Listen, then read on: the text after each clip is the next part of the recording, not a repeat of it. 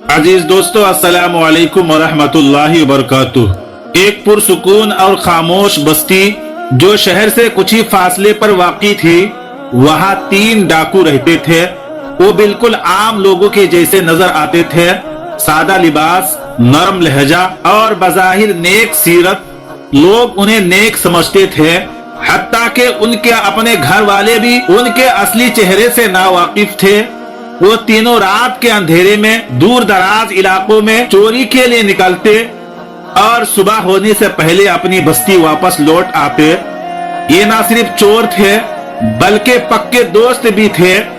एक दिन तीनों दोस्तों ने मिलकर एक नया मंसूबा बनाया। उन्होंने सुना था कि एक दूर दराज इलाके में बहुत अमीर लोग रहते हैं, जिनके घरों में सोना, चांदी और कीमती चीजें भरी पड़ी है। तीनों ने खूब सोच विचार के बाद मंसूबा बनाया और इस खतरनाक मगर लालच से भरे काम के लिए तैयार हो गए। अगली सुबह वो अपने घर वालों से यही कहकर निकले कि काम की तलाश में जा रहे हैं और इस अमीर शहर की तरफ रवाना हो गए। तीनों दोस्तों ने शहर पहुंचकर एक सराय में क़याम किया। वहां सादा सा खाना खाया। खाने के बाद वो खामोशी से बैठकर रात के अंधेरे का इंतजार करने लगे। जब रात गहरी हो गई और सन्नाटा छा गया तो ये तीनों आहिस्ते आहिस्ते उठे और अपने बनाए हुए मंसूबे के मुताबिक एक मखसूस घर की तरफ रवाना हो गए। उन्होंने दिन के वक्त इस घर को दूर से देख लिया था। वो एक पुराना मगर अमीराना घर लगता था। उन्होंने चारों तरफ का जायजा लिया और गौर से सुना कि अंदर कितने लोग रहते हैं। थोड़े इंतजार और जांच पड़ताल के बाद अंदाजा हुआ कि घर में ज्यादा अफराद नहीं है। यही वक्त मुनासिब है डाका डालने के लिए। वो आहिस्तेगी से दरवाजा खोलकर अंदर दाखिल हो गए। हर कदम पर उनकी नजरें हरकत कर रही थी। दिल धड़क रहा था मगर वो पुरएतमाद थे। वो पैसे, जेवरात और कीमती सामान तलाश करने लगे। कई कमरों की तलाश के बाद एक कमरे में उन्हें एक बूढ़ी औरत नजर आई जो गहरी नींद सो रही थी। वो काफी उम्र रसीदा लग रही थी और बिल्कुल बेखबर थी कि क्या होने वाला है। आखिरकार एक कमरे में उनकी आंखें चमक उठी। एक बड़े संदूक से उन्हें कीमती सामान और अशरफियों से भरा हुआ थैला मिला। सामान नया और कीमती नजर आ रहा था। तीनों के आंखों में खुशी और लालच की चमक उभर आई, जैसे उनकी मेहनत रंग ला चुकी है। मगर वो इससे बेखबर थे कि उनके साथ क्या होने वाला है। तीनों चोरों ने वक्त जाया किए बगैर रात के अंधेरे में सारा कीमती सामान चुपके चुपके से घर से बाहर निकाला और उन्होंने सब अशरफिया, जेवरात और कीमती चीजें अपने साथ लाए हुए घोड़े पर बांधते और अंधेरे में ही शहर छोड़कर अपनी बस्ती की तरफ रवाना हो गए। मगर अब उनके पास इतना ज्यादा सामान और पैसा था कि इसे छुपाना मुश्किल हो रहा था। अगर वो यूं ही बस्ती में दाखिल होते तो हर कोई यही सवाल करता कि एक दिन में इतनी दौलत कहां से आ गई। तीनों चोरों ने बस्ती में दाखिल होने से पहले एक सुनसान और वीरान जगह देखा। वहीं उन्होंने सारे कीमती सामान छुपा दिया। अशरफियों से भरा थैला उन्होंने अपने एक साथी के हवाले कर दिया और बाकी सामान उस कुंडर के एक खुफिया गोशों में रख दिया ताकि कोई शक ना करे। इसके बाद तीनों अलग होकर अपने अपने घरों की तरफ रवाना हो गए।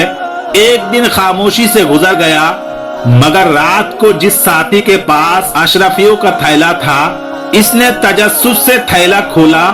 जब उसने गिनना शुरू किया तो हैरान रह गया। थैला में पूरी 1000 अशरफिया थी। बहुत बड़ी रकम थी। इसका दिल खुशी से भर गया। उसने दोबारा अशरफिया गिने और जब थैले को गौर से देखा तो उसके अंदर से एक खत मिला। खत बहुत अजीब था। इसमें कुछ ऐसे अल्फाज और राज दर्ज थे जो ना सिर्फ हैरान कुन थे बल्कि जिंदगी बदल देने वाले थे। इस डाकू ने जैसे ही खत पढ़ना शुरू किया, उसकी आंखों में एक अजीब सी घबराहट उभर आई। खत कुछ यूं था, मेरी प्यारी बेटी, मालूम नहीं तुम अब कहाँ हो। तुम्हारा बाप भी दुनिया से रुखसत हो चुका है और मैं भी आखिरी सांस ले रही हूँ। मैंने अपने और तुम्हारे बाप की सारी जमा पूंजी, पैसे और सामान तुम्हारे लिए कमरे में रख दिया है। जब भी आओ ये तुम्हारा जहेज है, हमारी तरफ से इसे ले लो, शादी करो और खुशी से अपनी जिंदगी गुजारो। तुम्हारी शादी सिर्फ गुर्बत की वजह से टूट गई, ये सोचकर मेरा दिल रोज मरता रहा। इसलिए मैंने अपना सब कुछ बेचकर तुम्हारे लिए बेहतरीन सामान खरीदा और अशरफिया रख दिया। मैं तो मर ही जाऊंगी, लेकिन तुम इस माल और दौलत से अपनी जिंदगी खुशी से गुजारो। मेरी प्यारी बेटी, गुर्बत बहुत बुरी चीज है, वरना मैं तुम्हारे लिए बहुत कुछ करना चाहती थी। तुम्हारी बदकिस्मत माँ। ये खत पढ़कर डाकू की आंखों में नदामत छा गई। अशरफियों का वजन अब इसे बोझ लगने लगा। इसका दिल कांप उठा और वो बेख्तियार रोने लगा।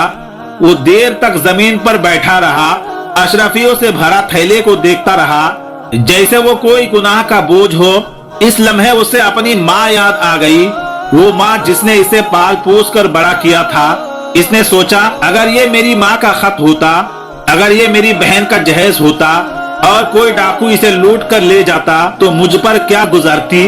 ये ख्याल आते ही इसके दिल में नदामत और पछतावे की आग भर गई। किसी तरह रात का वक्त काटा और सुबह होते ही वो सीधा अपने दोस्त के पास पहुंचा। चेहरे पर परेशानी, शर्मिंदगी और संजीदगी साफ झलक रही थी। इसने अपने साथियों को सारी बात बताई और खत जेब से निकालकर उनके सामने पढ़ दिया। फिर कहने लगा, मैं तो ये अशरफिया और सारा सामान वापस ले जा रहा हूँ। ये हमारा नहीं, किसी माँ की आखिरी उम्मीद है।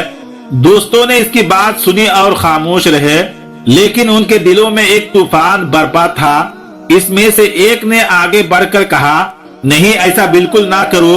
अगर काजी को पता चल गया कि ये सब तुम्हारे पास था तो तुम्हारा हाथ कट सकता है, और क्योंकि ये सामान हम तीनों ने मिलकर लाया था, इसलिए अगर तुम वापस करोगे तो हमारा हिस्सा भी जाया हो जाएगा।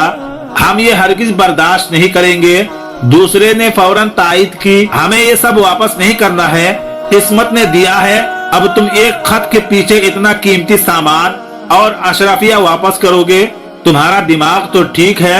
लेकिन वो शख्स जिसने खत पढ़ा था बड़ी नरमी और सच्चाई से बोला, ठीक है, अगर तुम दोनों का यही फैसला है तो मैं तुम दोनों को हिस्सा अपनी जेब से दे दूंगा। काजी की सजा भी अगर मुझ पर आती है तो मैं उसे कबूल कर लूंगा, लेकिन मैं एक माँ की आंसू और एक लावारिस बेटी की महरूमी बर्दाश्त नहीं कर सकता। गुनाहगार जरूर हूँ, लेकिन बेगैरत और बेहिस नहीं हूँ। अगर मैंने ये सामान वापस ना किया तो यकीन करो मैं पागल हो जाऊंगा। हर रात ये खत, ये अल्फाज मेरे दिल को चीरते रहेंगे। मुख्तसर ये है कि इसने अपने दोस्तों की नाराजगी की परवाह किए बगैर सारा सामान दोबारा घोड़े पर रखा, अशरफियों का थैला लिया और तन्हे तन्हा शहर की तरफ रवाना हो गया। आखिरकार वो शाम के वक्त उस शहर में पहुंचा जहां से ये सब शुरू हुआ था। उसने गलियों में वही पुराना घर तलाश करना शुरू किया। काफी देर पूछने के बाद उसने ढूंढ लिया।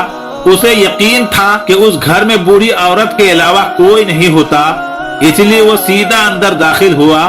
मगर जैसे ही वो कदम अंदर रखा, एक कमरे से किसी लड़की की रोने की आवाज सुनाई दी। उसके दिल में खौफ पैदा हुआ कि ये क्या माजरा है। जब वो आहिस्ता आहिस्ता अंदर गया तो देखा कि बूढ़ी औरत अब इस दुनिया में नहीं रही थी, वो इंतकाल कर चुकी थी। ये लड़की बूढ़ी औरत की बेटी नहीं बल्कि एक पड़ोसन थी जो मरने वाली की वाहिद खैर खा थी। लिहाजा इस डाकू ने खामोशी से सारा सामान एक एक करके उसी कमरे में वापस रखा। उस दौरान वो पड़ोसन औरत जो रो रही थी, उसने हैरानी से पूछा, भाई साहब आप कौन हो? डाकू ने मुख्तसर जवाब दिया, मैं इनका बेटा हूँ। औरत ने कहा, लेकिन उनका तो कोई बेटा नहीं था। औरत की बातें सुनकर डाकू खामोश रहा, कुछ ना बोला। उसने खुद मोहल्ले के अंदर लोगों को जमा किया, बूढ़ी औरत का जनाजा करवाया, कफन दफन का बंदोबस्त किया और फिर उसी खामोश घर में रह गया, उस बेटी के इंतजार में जिसके लिए ये सब कुछ रखा गया था। ये सच था कि वो एक डाकू था, लेकिन उसका दिल, उसकी फितरत और उसके अंदर दौड़ता खून किसी शरीफ खानदान की तरबियत की निशानी थी। लिहाजा वो डाकू उसी घर में रहने लगा।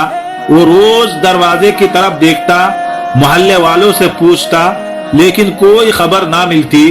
चंद दिन गुजर चुके थे कि एक दिन अचानक एक खूबसूरत मगर परेशान हाल लड़की घर में दाखिल हुई। जैसे ही उसने कमरे में अजनबी को बैठा देखा, चीखने लगी, तुम कौन हो? मेरी माँ कहाँ है और मेरे अब्बा कहाँ है? डाकू ने जवाब दिया, मैं एक अजनबी हूँ। तुम्हारी माँ काफी बीमार थी और चंद दिन पहले इंतकाल कर गई। इससे पहले मुझे मालूम हुआ कि तुम्हारे वालिद भी फौत हो चुके हैं। ये सुनकर लड़की जैसे टूट गई। उसके आंसू रोकने का नाम नहीं ले रहे थे। उसने लड़की को तसल्ली दी और कहा, मौत एक हकीकत है, हर किसी को आनी है। जब इंसान बूढ़ा हो जाता है तो दुनिया से रुखसत ही उसका मुकद्दर बन जाती है। लेकिन मुझे तुम पर गुस्सा आ रहा है, तुमने उन्हें इस हाल में क्यों छोड़ा? लड़की खामोशी से डाकू की बात सुनती रही। उसे पहली बार किसी गैर में अपना सा कोई दुख, अपनायत और दर्द महसूस हुआ। लड़की ने निहायत ही नर्म लहजे में, झुकी निगाहों में, लरसती हुई आवाज के साथ कहा, भाई साहब, मैं दरअसल अपने माँ बाप की मर्जी से 1 साल पहले फूफी के घर दूसरे शहर में गई थी। उस वक्त मेरे वालिद बिल्कुल ठीक थे।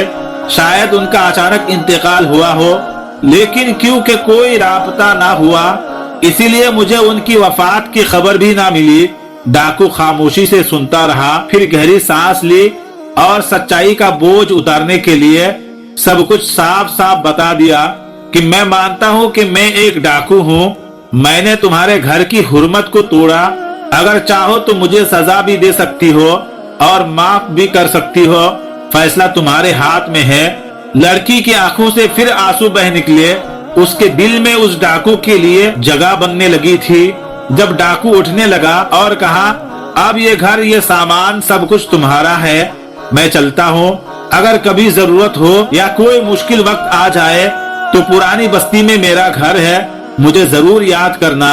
नहीं नहीं, आप मुझे अकेला छोड़कर नहीं जा सकते। आपने जिस ईमानदारी और खुलूस से माँ की अमानत लौटाई, ये कोई आम इंसान नहीं कर सकता। अगर आप चाहो तो ये अशरफिया रख ले और यही कोई कारोबार शुरू करे। थोड़ा थोड़ा करके घर आते जाते रहे। मुख्तसर ये है कि कुछ ही अरसे बाद दोनों का निकाह हो गया, शादी हो गई। अब वो डाकू नहीं रहा, अब वो एक ईमानदार ताजिर था। कुछ वक्त बाद पुरानी बस्ती से उसके दोनों पुराने दोस्त भी उसके घर आए। उन्होंने उसकी बदली हुई जिंदगी देखी, उसकी इज्जत, सुकून और मोहब्बत देखी तो उनके दिल भी पिघल गए। उन्होंने भी बदलने का फैसला किया और हलाल कारोबार में उसके साथ शामिल हो गए। और यूं ही एक डाकू अमीर और कामयाब ताजिर बना और अपनी ईमानदारी की वजह से उसने सब कुछ पा लिया जो कोई सख्त मेहनत से भी नहीं पा सकता। अगर आपको ये कहानी पसंद आई है तो हमारे चैनल को जरूर सब्सक्राइब करें, वीडियो को लाइक करें और अपने दोस्तों के साथ शेयर करें और कमेंट में अपनी राय जरूर दें। मिलते हैं अगली वीडियो में। अल्लाह हाफिज।